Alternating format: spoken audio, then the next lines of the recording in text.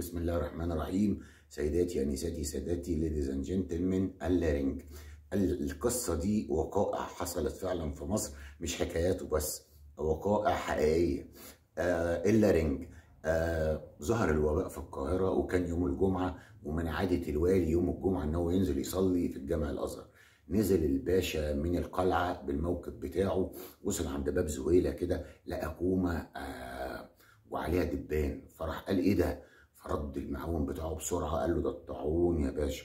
راح الباشا عدل وش الحصان بتاعه للقلعه وساب الجامع وطار. قال يا فكيك، طلب ان هم يحضروا له الطبيب. جاله الطبيب، طلب من ساله، قال له ايه علاج الطاعون؟ فالطبيب قال له ده قدر الله يا باشا، لكن الاساطير بتقول ان اللارنج بيزود المناعه ضد الطاعون اللي فاشل اليومين دول. فامر رئيس الدرج بتاعه ان هو ينزل ويجيب له قب كل اللارنج اللي موجود في السوق.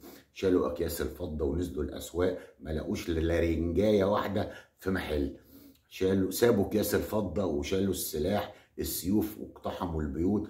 جمعوا للباشا لارنج كده كفي اوضه، حطوهم الباشا عنده في القلعه، وقعد ياكل فيهم ويراقب المدينه وهي بتعاني من الطاعون. بعد عدة شهور ربنا صرف الطاعون عن البلد، بس بعد ما حصدت نص أرواح سكان القاهرة ونص حيواناتهم. دمتم في أمان الله، والسلام عليكم ورحمة الله وبركاته.